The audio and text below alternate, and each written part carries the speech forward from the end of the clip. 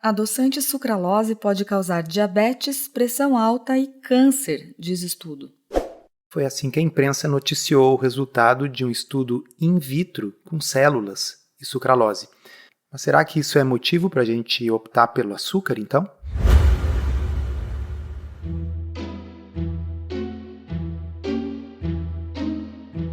Comida sem filtro.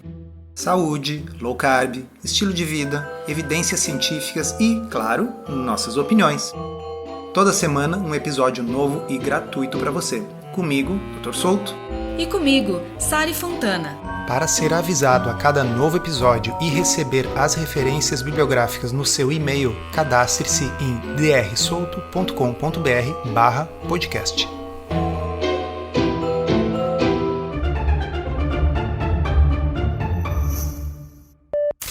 E estamos aqui de volta, falando sobre adoçantes, mas dessa vez tem um detalhe interessante. É bastante comum que a gente venha aqui falar para vocês de mais uma manchete, de mais uma notícia baseada em estudos inadequados, e esses estudos costumam ser estudos de epidemiologia nutricional, estudos observacionais. A gente está sempre falando isso aqui. Mas dessa vez se desceu muitos degraus na questão do nível de evidência. O estudo em questão, que está dizendo, e eu vou repetir aqui, adoçante sucralose pode causar, observe o verbo, causar diabetes, pressão alta e câncer. Pois bem, esse estudo ele não avaliou pessoas, ele não avaliou diabetes, ele não avaliou pressão alta e ele não avaliou câncer. Ele foi um estudo em células, em tubo de ensaio.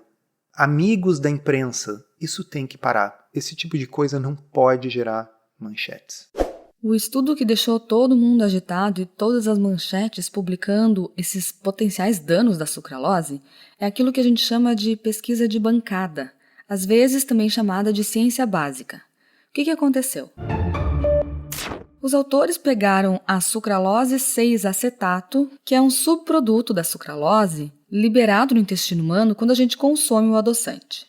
E aí eles adicionaram esse subproduto em algumas células de ratos e depois células humanas para ver o que acontecia. E aqui eu vou abrir um parêntese e contar uma breve historinha para vocês. Muitos anos atrás, um colega médico com quem eu trabalhava estava fazendo o seu trabalho de mestrado e ele estava testando colocar uma medicação que tradicionalmente se usa para problemas na próstata diretamente em contato com células humanas numa placa de Petri, essas placas de vidro que eles usam nesses estudos, para ver o que acontecia. E aí aquele remédio, que era um remédio que se usa para próstata aumentada, parecia estar inibindo o crescimento de células de câncer de próstata. E alguém poderia pensar, nossa, quem sabe um remédio trivial que a gente usa aí todo dia para problemas benignos de próstata poderia ajudar no câncer. Mas na realidade o que se viu é que as quantidades utilizadas ali naquelas células eram quantidades muito maiores do que jamais chegará na célula de uma pessoa se ela tomar o comprimido. É muito diferente você pingar uma coisa em cima das células diretamente do que você consumir aquele remédio que vai ser digerido, absorvido e diluído em trilhões de células do seu corpo. E a brincadeira que a gente fazia é que provavelmente a mesma coisa seria observada se usasse, sei lá, babosa ou própolis, o que for, porque qualquer coisa que você coloque numa cultura de células tem alta chance de acabar sendo tóxica para essas células, especialmente se as concentrações forem elevadas. Fecha parênteses. Voltando ao estudo de bancada, os pesquisadores então analisaram vários marcadores de possíveis danos celulares e descobriram que esses marcadores estavam levemente elevados quando havia maior concentração daquele subcomponente de sucralose 6-acetato que eles usaram. A questão aqui é, será que essas concentrações de sucralose 6-acetato são razoáveis? Será que quem está tomando algumas latinhas de refrigerante diet por dia poderia chegar perto dessas doses?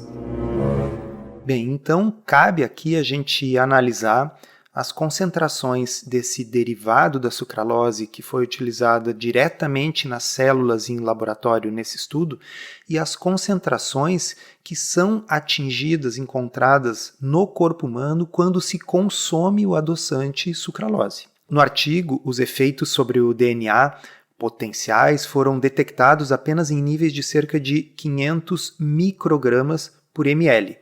Significa que esse é o nível mais baixo que a gente deveria se preocupar em seres humanos. Se a gente tivesse que dizer, olha, é perigoso consumir sucralose, seria a quantidade que a gente consumisse que atingisse níveis de 500 microgramas por ml. Mas quanto de sucralose realmente entra na corrente sanguínea quando a gente consome o adoçante? Um estudo de 2016 descobriu que depois de consumir 250 mg de sucralose, as pessoas tinham uma concentração sanguínea dessa substância de cerca de 365 nanogramas por ml. Agora a parte que realmente importa. Isso significa que após consumir o equivalente a 4 latas de refrigerante diet com sucralose, as pessoas tinham uma concentração média de 365 nanogramas por mililitro de sucralose no sangue. E vamos salientar nanogramas, porque um nanograma é um milésimo de um micrograma. Então vamos recuperar aqui alguns números, tá?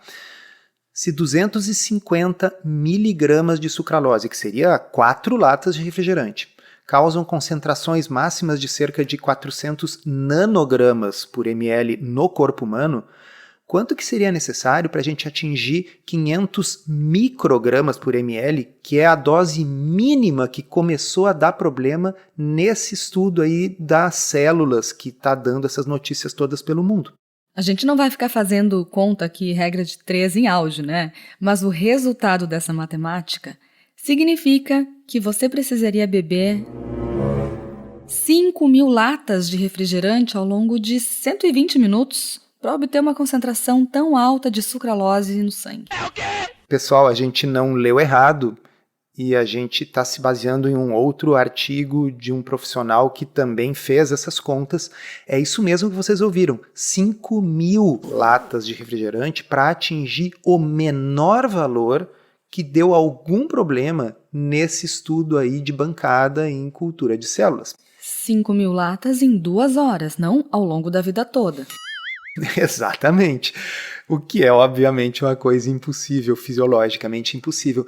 Mas o detalhe mais sensacional é o seguinte: isso aqui seria para atingir esses níveis de sucralose no sangue. Mas vocês têm que lembrar que esse estudo não estava testando sucralose, ele estava testando um subproduto chamado sucralose 6-acetato. E esse sucralose 6-acetato, os próprios autores do estudo em questão dizem que 10% da sucralose que a gente consome é transformada em sucralose 6-acetato. Então não é 5.000 latas, precisaria 50.000 latas de refrigerante em 2 horas para atingir esses níveis de sucralose 6-acetato no sangue de seres humanos.